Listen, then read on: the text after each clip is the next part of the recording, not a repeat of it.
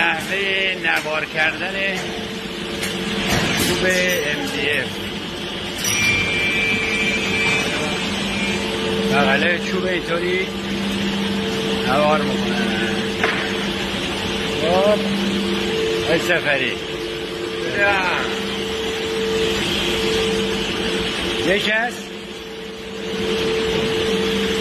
خب از بغل نوار رو میزنن میاد. خب بغلش اینطوری چوبه، ولی با این دستگاه تو نوارش میکنن.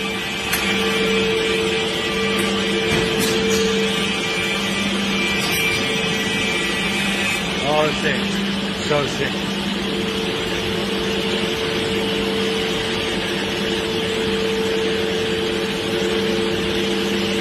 این بغلش سفید شد.